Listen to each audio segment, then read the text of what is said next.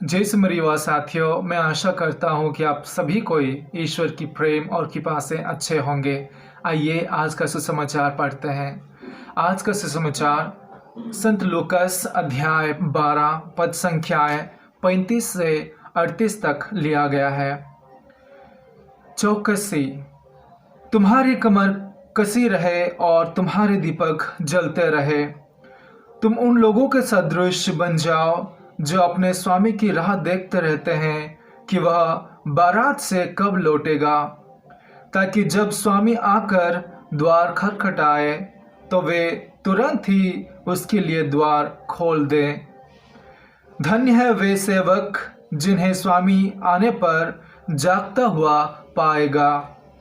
मैं तुमसे यह कहता हूँ, वह अपनी कमर कसेगा, उन्हें भोजन के लिए बिठाएगा और एक एक को खाना परोसेगा। और धन्य है वे सेवक जिन्हें स्वामी रात के दूसरे या तीसरे पहर आने पर उसी प्रकार जागता हुआ पाएगा। मेरे युवा साथियों, आज का सुसमाचार एक संदेश ऐसा देता है कि हम सभी को ही चौकन्ना हमको रहना पड़ेगा। ईश्वर की राह देखती रहनी पड़ेगी।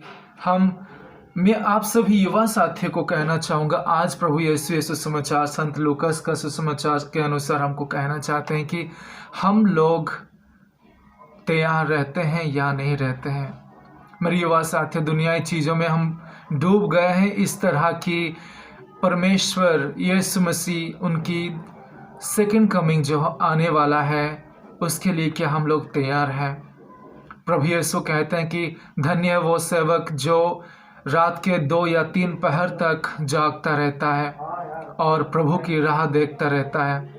मेरे युवा साथियों, आप लोग क्या परमेश्वर को अपने जीवन में प्रथम स्थान देके उनकी आने का राह देख रहे हैं?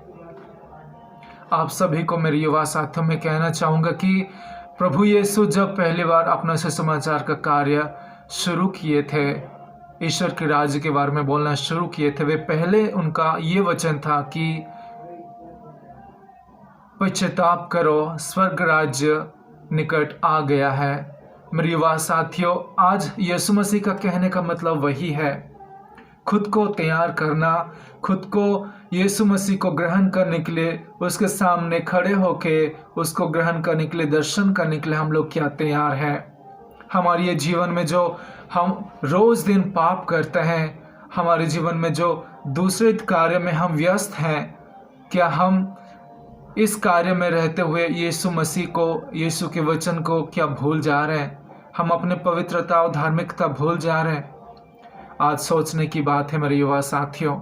आप लोगों के सामने एक वचन रखना चाहूँगा जो कि संत पौलुस का लिखित पत्र इफिसियों के नाम अध्याय 6 पद संख्या 10 से 11। यहाँ पे हम ये पाते हैं, आइए मैं आप लोगों को पढ़ के सुनाता हूँ। अंत में यह आप लोग प्रभु से और उसके अपार सामर्थ्य से बल ग्रहण करें।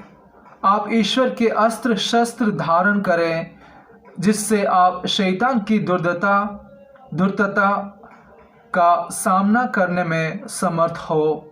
मेरे युवा साथियों, संत पौलुस इफिसियों के नाम ये पत्र में कहते हैं कि हम लोगों को ईश्वर की अस्त्र शस्त्र को धारण करना चाहिए, हमको तैयार रहना चाहिए, हमेशा ईश्वर की राह देखनी चाहिए।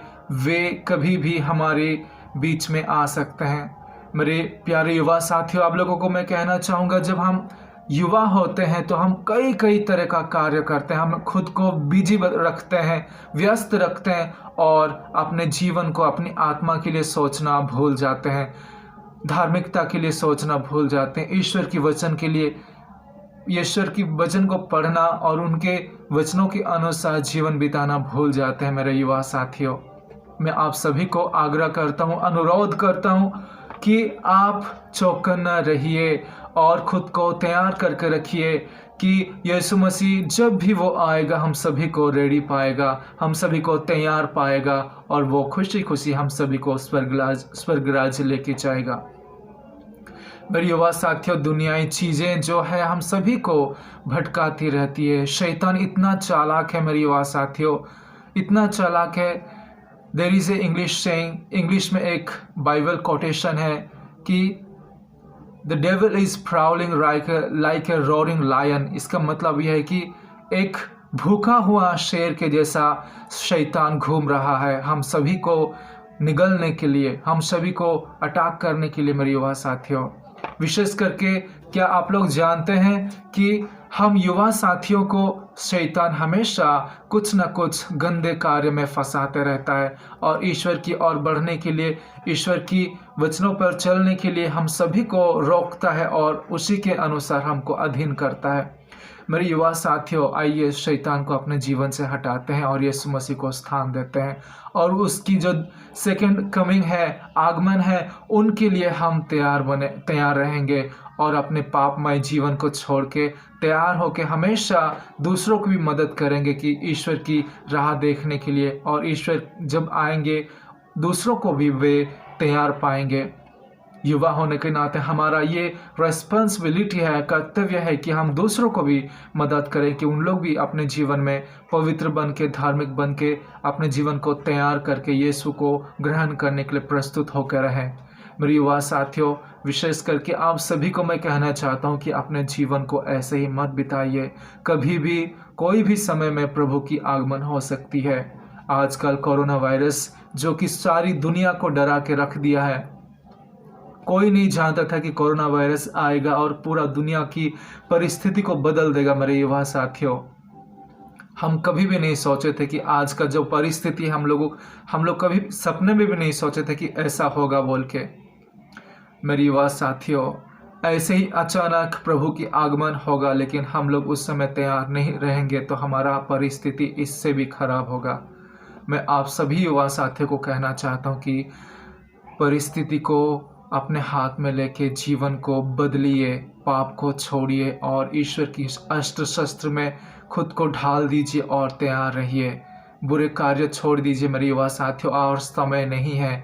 प्रभु कभी भी आ सकते हैं और जब आएंगे तो हमको अगर तैयार नहीं पाएंगे तो हम लोग अनंत सुख पाने से बच जाएंगे। मेरे युवा साथियों, मैं आप लोगों को कहना चाहता हूँ, यीशु मसीह हम लोगों को क्यों कहते हैं आज के सुसमाचार की, धन्य है वे सेवक जो रात्र के 2 और 3 पहर में जागता रहता है, अपने मालिक तथा प्रभु की राह देखता रहता है। हम लोग तो भूल जाते हैं मेरे युवा साथियों, कब प्रभु की आगमन होगी हम लोग को पता ही नहीं है। हम लोग इतने डूब चुके हैं संसारिक कार्य में, अपने पर्सनल जिंदगी में, खुद को चमकाने में, खुद को पोजीशन में रखने के लिए, खुद को इज्जत पाने के लिए इतना डूब चुके हैं मेरे युवा साथियों कि ईश्वर के बारे में सोचने के लिए हमको समय ही नहीं है, प्रभु की वचन के बारे में सोचने के लिए समय ही नहीं है, प्रार्थना करने के लिए हमको एटलीस्ट 5 मिनट बैठ के प्रार्थना करने के लिए हमारे पास समय नहीं है। मेरे युवा साथियों, आप लोगों को मैं आग्रह करता हूँ, रिक्वेस्ट करता हूँ कि अपने ये जीवन को बदल डालिए। आइए हम सभी कोई कोशिश करेंगे प्रभु की आगमन को हम खुद को प्रस्तुत करके, उसके आगमन के लिए खुद को तैयार करके हम डटे रहें और कोशिश करके पवित्र और धार्मिक बन के ईश्वर की राह देखें। मेरे युवा साथियों, ये जो जीवन मिला है आपको युवा होने के नाते, ये ऐसा जीवन है मेरे युवा साथियों कि आप खुद को अच्छा करते हुए दूसरों को भी अच्छा बना सकते हो। जब युवा जीवन चला जाता है मेरे युवा साथियों, और उसके बाद जो रिस्पॉन्सिबिलिटी आती है, शादी का जीवन आता है, बुढ़ापा आता है, उस समय हम लोग बहुत कुछ नहीं कर पाएंगे। युवा होने के नाते हम लोग बहुत कुछ कर सकते हैं। बस ये मैं कहना चाहता हूँ मेरे युवा साथियों कि तैयार रहिए, ईश्वर के लिए तैयार रहिए। बी ए वॉरियर, मैं जैसे बोला था पिछले सुसमाचार में, पिछले रिफ्लेक्शन में कि be a warrior for Christ, be ready my friends, be ready for Christ. आइए प्रार्थना करते हैं, प्रभु आप सभी को कृपा बरसाए और आप सभी को तैयार रहें प्रभु को ग्रहण करने के लिए। जब भी प्रभु आएंगे वे आपको तैयार हो के पाएंगे, यही हम सभी की प्रार्थना है। ईश्वर आप सभी को कृपा बरसाए। जय यीशु।